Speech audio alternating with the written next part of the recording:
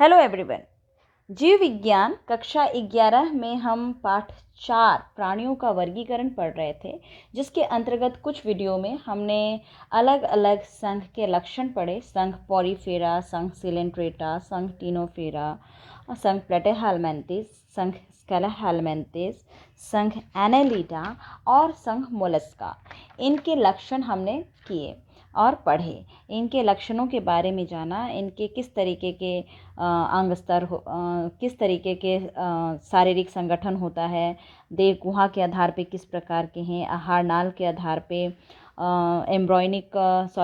भ्रूणीय स्तर के आधार पे, समिति के आधार पे किस प्रकार के यह जानवर हैं, यह जंतु हैं, यह हमने पढ़ा। कहाँ रहते हैं, जलीय हैं या स्थलीय हैं, ये सब हमने इनके बारे में जाना। इनमें किस प्रकार का अंग है, कि अंग तंत्र है या उत्तक के हैं, किस प्रकार के तंत्र हैं, यह भी हमने इनमें पढ़ा।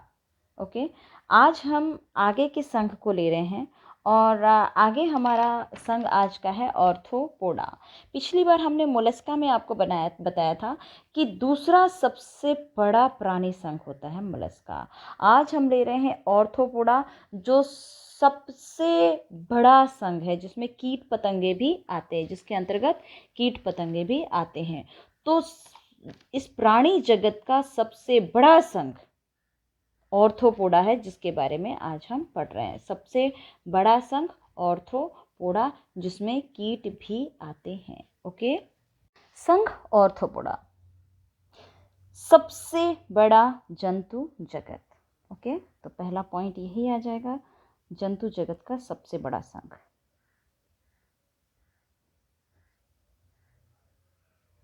जंतु जगत का सबसे बड़ा संघ। ओके, चलिए इसके लक्षणों के बारे में बात करते हैं। यह सभी प्रकार के आवासों में पाया जाता है। जल, थल, वायु, भूमि के नीचे, पेड़ पर, सब जगह पाया जाता है। ओके, अब बात करते हैं शारीरिक संगठन की। तो इसका शरीर भी द्विपार्श्व सममित होता है। द्विपार्श्व सममित, समिति के आधार पे द्विपार्श्व है। ओके, त्रिस्तरीय है, भ्रूणीय स्तर के आधार पे त्रिस्तरीय है। भ्रूणीय त्रिस्तरीय है। ओके, अब अंग के आधार पे बात करें तो इनके अंग जो होते हैं वो सेगमेंटेड, अर्थात अंतरांग जो होते हैं समखंडों में विभाजित होते हैं। और समखंड कौन सा? शरीर का सिर, वक्ष और उदर, 3 भागों में विभाजित होते हैं। ओके, प्रगुहा के स्थान पे रहते हैं, तो ये त्रिस्तरीय है। प्रगुहा के स्थान पे प्रगुहीय है या प्रगुही है। ओके, और ऑर्थोपोडा का शरीर जो है, उसके बाहर का जो शरीर होता है, बाह्य कंकाल, वो काइटिन का बना हुआ होता है। शरीर का बाहर का काइटिन का बना होता है। शरीर जो होता है, शरीर का सिर, वक्ष और उदर, 3 भागों में सिर, वक्ष और उदर में विभाजित होता है। ऑर्थो का मतलब ही है संधि युक्त पाद पाना। इनके पांव जो होते हैं संधि युक्त पाए जाते हैं, अपेंडिजेस जिसको अंग्रेजी में कहते हैं। तो संधि युक्त पाद पाए जाते हैं। ओके, संधि युक्त पाद पाए जाना, ये इनका प्रमुख लक्षण है। संधि युक्त पाद पाए जाते हैं। ओके, अच्छा, श्वसन के लिए अगर देखा जाए तो श्वसन के लिए अलग अलग प्रकार के इनमें अंग पाए जाते हैं। जैसे इसमें क्लोम पाया जाता है, यानी कि गिल्स। इसमें वायु नलिकाएं पाई जाती हैं, पुस्तक फुफ्फुस पाया जाएगा। सामान्यतः शरीर के सतह के द्वारा भी, विसरण द्वारा यह श्वसन क्रिया करते हैं। तो श्वसन क्रिया इनमें, श्वसन क्रिया के लिए क्या श्वसनांग के तौर पे पुस्तक फुफ्फुस कह सकते हैं, श्वसनिकाओं द्वारा, और शरीर की सामान्य सतह द्वारा भी यह श्वसन करता है। तो श्वसनांग खूब सारे होते हैं अलग अलग। परिसंचरण तंत्र की बात करें तो खुला परिसंचरण तंत्र,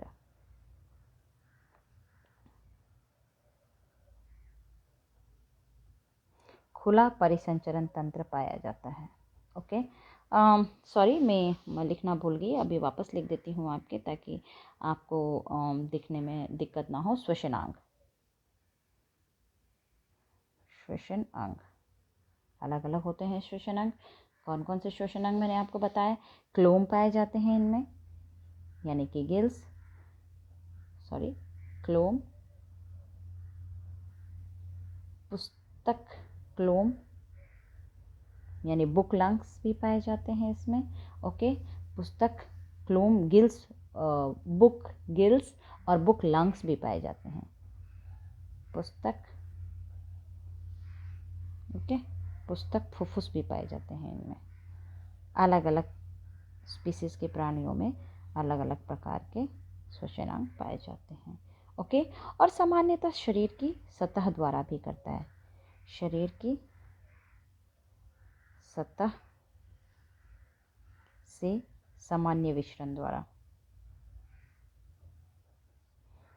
आपके बुक में ये नहीं लिखी है, लेकिन होता है इनमें ये। ओके, विचरण क्रिया द्वारा भी होता है। ओके, श्वसनांग। अब जहाँ तक हम बात करें रक्त की, तो देह गुहा बड़ी व रक्त से भरी होती है। जो प्रगुही होते हैं तो देह गुहा होती है, बड़ी होती है और रक्त से भरी होती है, जिसे रक्त गुहा यानी हीमोसील कहते हैं। याद रखिएगा, रक्त गुहा या हीमोसील कहते हैं। अब आता है संवेदी अंग। हाँ, संवेदी अंग इनमें उपस्थित होता है। इनमें श्रृंगिकाएं होती है, नेत्र होती है और शरीर को बैलेंस करने के लिए, संतुलन करने के लिए संतुलन पुट्टिका यानी स्टेटोसिस्ट नाम की कोशिका उपस्थित होती है। तो संवेदी अंग होती है इनमें, संवेदी अंग उपस्थित होती है। ओके, संवेदी अंग के बाद इसमें आता है उत्सर्जन अंग। हाँ, उत्सर्जन भी होता है। उत्सर्जन अंग किसके द्वारा होता है? मेलपीगियन नलिकाओं के द्वारा, मेलपीगी नलिकाओं के द्वारा होता है। ओके, तो ये लिख लीजिएगा, बहुत ज़रूरी है। इसमें नर और मादा अलग अलग होते हैं और यह अंडे देते हैं, यानी अंड प्रजक होते हैं। परिवर्धन जो होता है वो प्रत्यक्ष भी हो सकता है और लार्वा द्वारा अप्रत्यक्ष भी होता है। ओके, तो ये दोनों प्रकार के होते हैं। इनके शरीर पे मैंने आपको बताया, एक बाह्य कंकाल के तौर पे मोटा काइटिन, जो एक प्रोटीन होता है, काइटिन के बने हुए बाह्य कंकाल से ढका रहता है इनका बाह्य शरीर। ओके, तो ये है आर्थ्रोपोडा संघ के कुछ लक्षण। इसमें तंत्रिका तंत्र जो होती है वो भी मैं बता दूं, वलय के आकार की होती है और गुच्छिका युक्त होती है, वो भी आप लिख लीजिएगा। उत्सर्जन अंग जो होता है ये मैंने आपको बताया मेलपीगियन नलिकाओं द्वारा होता है। ओके, अच्छा, ग्रीन ग्रंथियाँ कभी कभी इनमें पूछा जाता है, इनमें इनके द्वारा या कुछ में ग्रीन ग्रंथियाँ पाई जाती हैं, तो ग्रीन ग्रंथियों द्वारा भी होता है। ओके, ग्रीन ग्रंथियों द्वारा भी होता है, याद रखिएगा। ओके, इस संघ के जंतु आपको मैं बता ही चुकी हूँ, प्रत्यक्ष और अप्रत्यक्ष दोनों तरीके से परिवर्धन करते हैं और ये एक लिंगी होते हैं और प्राय आंतरिक निषेचन करते हैं। तो संघ आर्थ्रोपोडा के ये लक्षण हैं, जिसको याद कर लीजिएगा और लिख लीजिएगा, बहुत ज़रूरी है। आर्थ्रोपोडा जंतु सबसे बड़ा संघ है जीव जंतु जगत का। द्विपार्श्व समित होता है, त्रिस्तरीय होता है, प्रगुहा इनमें उपस्थित होती है। प्रगुहा के अंदर जो प्रगुहा होती है ना, इनमें एक बड़ी देह गुहा भी होती है जो रक्त से भरी रहती है, जिसे रक्त गुहा कहते हैं, हीमोसील। संधियुक्त पाद पाए जाते हैं, पाद यानी पैर, पैर जैसी संरचना, अपेंडिजेस जिन्हें कहते हैं। खुला परिसंचरण तंत्र होता है, श्वसनांग उपस्थित होता है। श्वसनांग अलग अलग हो सकते हैं, अलग अलग में संवेदी अंग होते हैं। संवेदी अंग के आधार पर संवेदी अंग श्रृंगिकाएं हो सकती है, नेत्र हो सकती है, संतुलन पुट्टिका हो सकती है। उत्सर्जन मेलपीगियन नलिका और ग्रीन ग्रंथियों दोनों द्वारा होता है। अच्छा, अब इनमें परिवर्धन प्रत्यक्ष अप्रत्यक्ष दोनों होता है। ये प्राय एक लिंगी होते हैं और आंतरिक निषेचन होता है और यह अंड प्रचक होते हैं। ओके, अंडे अधिकांश, मैं सबकी बात नहीं कर रही हूँ, इसमें ऑप्शनल होता है, अधिकांश अंड प्रचक होते हैं, अंडे देते हैं। ओके, एक और चीज़ बता दूँ, जीवित जीवा इसमें उपस्थित होता है, जिसे लिमुलस कहते हैं। राजा करकट, किंग क्रैब जिसको नाम देते हैं इंग्लिश में लिमुलस। ओके, ये जीवित जीवाश्म है, इसके इस संघ के अंदर ही पाया जाता है। नेक्स्ट हम ले रहे हैं नेक्स्ट संघ ले रहे हैं इकाइनोडर्मिटा। ओके, नेक्स्ट संघ हम ले रहे हैं इकाइनोडर्मिटा। नेक्स्ट संघ है इकाइनोडर्मिटा। देखिए, इस संघ के सभी सदस्य समुद्र में पाए जाते हैं, समुद्री जल में पाए जाते हैं।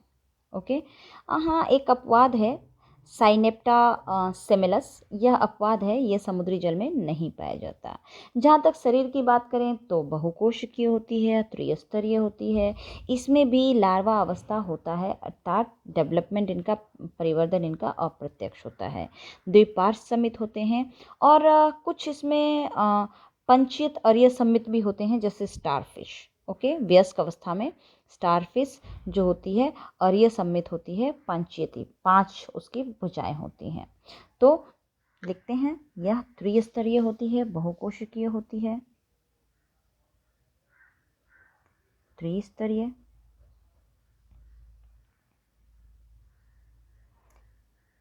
अगर आपको इसमें कुछ समझ नहीं आता है, आप कभी भी मुझसे कांटेक्ट कर सकते हैं, कांटेक्ट करके पूछ सकते हैं कि इनका क्या मतलब होता है। ओके, तो आपको इजीली मैं समझा दूंगी। Don't be fear about this type of words, इतने हार्ड वर्ड से आपको डरने की ज़रूरत नहीं है, ये आराम से आप याद कर सकते हैं, इसीलिए मैंने ये शॉर्ट में भी लिखा है और जो इम्पॉर्टेंट पॉइंट्स हैं उनको शॉर्ट में लिखा है, और नहीं तो बाकी को मैंने डिस्कस किया है। ओके, तो त्रिस्तरीय, द्विपार्श्व समेत, पंच अरीय समेत। ओके, स्टारफिश जैसे इनका शरीर जो होता है गोल होता है, नाल आकार के भी हो सकते हैं, तारे के समान भी हो सकते हैं। इनके शरीर खंडों में बटे नहीं होते हैं, ओके, टुकड़ों में नहीं होते हैं, और फूलनुमा, ओके, ये थोड़ा खिलते हुए फूलनुमा होते हैं। ओके, शरीर पर मुख और अपमुख दोनों तरीके की सतह होती हैं। इनकी ऊपर की देह भित्ति देखा जाए तो कैल्शियम की बनी हुई कंटिका पाई जाती है, वेरी इंपॉर्टेंट। ओके, इनकी खुरदरी दृढ़ चमड़ी होती है, मोटी, बहुत सख्त, और देह भित्ति जो होती है वो कैल्शियम युक्त कंटकों की बनी होती है, तो कैल्शियम युक्त कंटक पाए जाते हैं।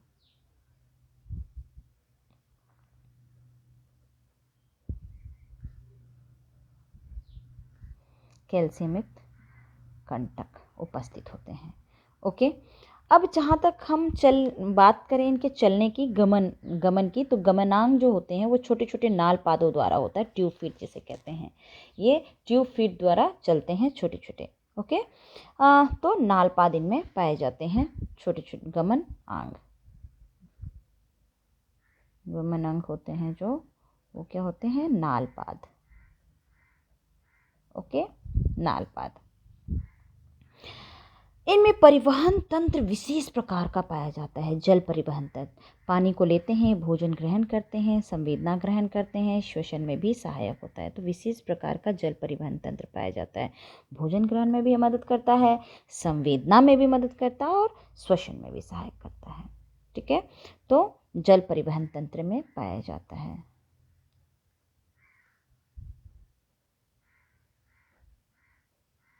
ओके, नेक्स्ट लेते हैं, इसी के अंदर आंतरिक गुहा उपस्थित होती है, वास्तविक प्रकार के, अर्थात यह इनमें प्रगुही होते हैं, ये प्रगुही होते हैं, तो आंतरिक गुहा उपस्थित होती है, प्रगुही। ओके, ये प्रगुही होते हैं। तंत्रिका तंत्र और संवेदी अंग थोड़ा कम विकसित होते हैं। ओके, तंत्रिका तंत्र एवं संवेदी अंग जो होते हैं कम विकसित होते हैं। ओके, कम विकसित होते हैं। रुधिर, हाँ पाया जाता है, रुधिर तंत्र तो होता ही है, तो इसमें हीमल, रुधिर हीमल, हीमल तंत्र पाया जाता है। तो रुधिर क्या नाम होता है इसमें, रुधिर वर्णक हीमल पाया जाता है, तो रुधिर तंत्र पाया जाता है। ओके, उत्सर्जन अंग का अभाव होता है। देखिए, विशिष्ट उत्सर्जन अंग इनमें नहीं होते हैं, मैंने बताया जल परिवहन तंत्र द्वारा ही वह करता है। ठीक है, तो विशिष्ट उत्सर्जन अंग नहीं होता है, उत्सर्जन शरीर के सतह द्वारा होता है। तो उत्सर्जन शरीर सतह द्वारा। ओके, शरीर की सतह द्वारा उत्सर्जन होता है। ओके, कोई दिक्कत है तो आप पूछ लीजिएगा। पाचन बाह्य कोशिका प्रकार का होता है। आहार नाल कुंडलित होती है। आहार नाल कैसी होती है? कुंडलित। ओके, ज़्यादातर कुंडलित होती है, कुछ की सीधी भी होती है, कुंडलित होती है, प्राय लिख देती हूँ, प्रायः कुंडलित होती है। ओके, तो हम इकाइनोडर्मिटा जो होती है, इसमें एक खास बात बता दूं, इसमें रीजनरेशन पावर होती है, पुनरुद्भवन की अपार क्षमता होती है। ये सबसे इम्पॉर्टेंट चीज़ है, याद रखिएगा। इस संघ के जंतुओं में पुनरुद्भवन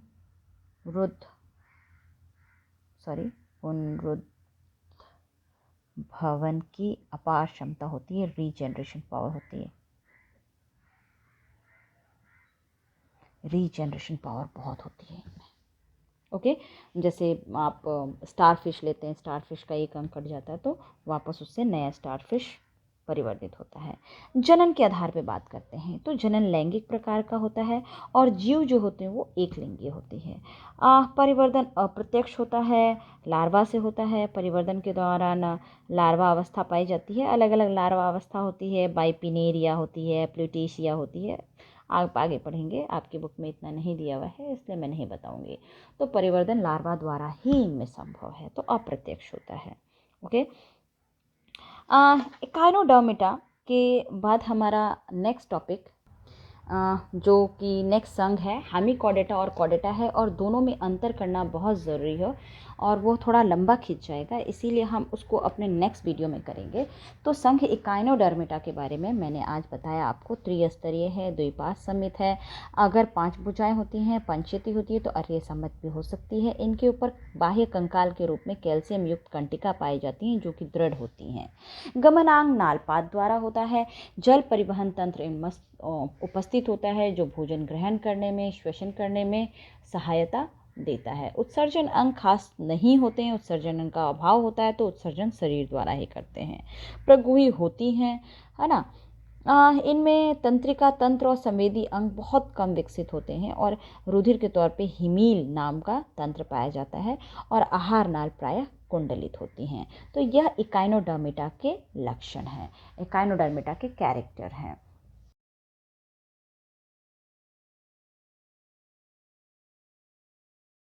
तो नेक्स्ट संघ हम ले रहे हैं हेमिकॉर्डेटा। देखिए, ये कॉर्डेटा और नॉन कॉर्डेटा के बीच की कड़ी है, याद रखिएगा। जंतुओं के आधुनिक वर्गीकरण में इस संघ को कॉर्डेटा के साथ नहीं रखा गया। कारण यह कॉर्डेटा और नॉन कॉर्डेटा यानी रज्जुकीय और अरज्जुकीय के बीच की कड़ी है, क्योंकि इनमें पृष्ठ रज्जु तो पाई जाती है लेकिन वास्तविक नहीं। तो इस वर्ग के जंतु में वास्तविक पृष्ठरज्जु नहीं पाई जाती है। ओके, और इनका खुद का एक स्वतंत्र संघ बना दिया गया है। ओके, पृष्ठवंशी अपृष्ठवंशी दोनों में ना रख के इनका खुद का एक अलग संघ बना दिया गया और उस संघ को नाम दे दिया गया हेमिकॉर्डेटा। देखिए, ये जंतु जो होते हैं ये एकल होते हैं और सभी के सभी जंतु समुद्री जल में निवास करते हैं। शरीर जो होती है वो कीड़े के रूप में, क्रिम के रूप में होता है, मुलायम होता है, भंगुर होता है और शरीर के 3 भाग होते हैं। एक होता है प्रोबिस, कॉलर, ट्रंक, यानी कि शूक, कॉलर और धड़, 3 भागों में बटा हुआ होता है। ओके, तो शरीर के लिख देती हूँ, शरीर 3 भागों में बटा होता है। ओके, शरीर 3 भागों में विभाजित।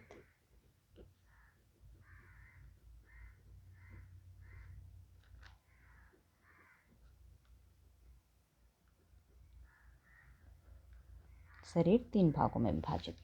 कौन कौन सा, ये आप लिख लीजिएगा, सूक, कॉलर और धड़। सॉरी, सूंड, कॉलर और धड़। ओके, सूंड को प्रोयूबिस इंग्लिश में कहते हैं, प्रोबिश, कॉलर एंड ट्रंक। सूंड में मुख अधनाल यानी कि बक्कल डायवर्टिकुलम यानी कि मुख अधनाल पाया जाता है। इसे पृष्ठ रज्जु नहीं माना गया है, नहीं माना जाता, इसलिए ये इसे अपृष्ठवंशी संघ में रखा गया है। ओके, और इनमें कंकाल उत्तक नहीं पाया जाता है। इनमें आहार नाल जो होता है वो यू आकार का होता है। तो आहार नाल यू आकार का, आकार कैसा होता है? यू आकार। ओके, आहार नाल यू आकार का पाया जाता है। ओके, और कंकाल उत्तक नहीं पाए जाते हैं, यानी कि इनके शरीर में कंकाल का अभाव होता है। तो कंकाल उत्तक नहीं पाया जाता। ओके, कंकाल उत्तक नहीं पाया जाता। ओके, देह भित्ति पर श्लेष्मा ग्रंथि होती है, इसके कारण इनका शरीर चिपचिपा होती है ना। तो देह भित्ति पर श्लेष्मा की परत होती है। देह भित्ति पर श्लेष्मा ग्रंथि उपस्थित, श्लेष्मा ग्रंथियां उपस्थित होती हैं। ठीक है, देह भित्ति पर श्लेष्मा ग्रंथि उपस्थित होती है। अच्छा, ये जंतु जो होते हैं वो यू आकार के बिल में रहते हैं, ये और याद रखिएगा, यू आकार के बिल में पाए जाते हैं, यू आकार के बिलों में पाए जाते हैं। ओके, यू आकार के बिलों में पाए जाते हैं। देह गुहा आत्रीय गुही प्रकार का होता है। ओके, इनका उत्सर्जन जो होता है सूंड में उपस्थित एक मात्र ग्लोमेरुलस होती है उनके द्वारा होता है। सूंड में उनके ग्लोमेरुलस होता है, उसके द्वारा इनका उत्सर्जन होता है। ओके, अगर लिंग के आधार पे इन जंतुओं की बात की जाए तो यह एक लिंगी होते हैं और जनन इनका लैंगिक प्रकार का होता है। निषेचन बाह्य होता है, परिवर्धन दोनों तरीके का हो सकता है, अप्रत्यक्ष और अप्रत्यक्ष। ओके, क्लोम दरारें उपस्थित होती हैं इनमें, तो श्वसन के लिए क्लोम दरारें उपस्थित होती हैं। ओके, वापस बता देती हूँ, ये जंतु एकल होते हैं, समुद्र में ही ज़्यादातर पाए जाते हैं। शरीर जो होता है वो कोमल क्रीम के आकार का होता है और यह जंतु के शरीर को हम 3 भागों में बांट सकते हैं, सूंड, कॉलर और धड़। इनमें कंकाल या उत्तक नहीं पाया जाता है। शरीर जो होती है आहार नाल यू आकार का होता है, ये यू आकार के बिल में रहते हैं। इनके शरीर पे श्लेष्मा की ग्रंथि पाई जाती हैं। ओके, उत्सर्जन सूंड की उपस्थिति के कारण, सूंड के अंदर एक ही ग्लोमेरुलस उपस्थित होता है, उसके द्वारा होता है। लैंगिक प्रकार का जनन होता है, एक लिंगी प्राणी होते हैं, निषेचन बाह्य होता है और परिवर्धन इनका प्रत्यक्ष और अप्रत्यक्ष दोनों तरीके का हो सकता है। ओके, तो ये था हेमिकोडेटा के लक्षण।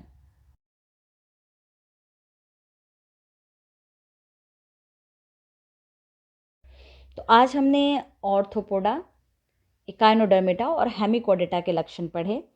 अगली वीडियो में हम दूसरे संघ जो कि बच गया है कॉडेटा, उनके लक्षणों के साथ मिलेंगे। आज के लिए इतना ही। Thank you.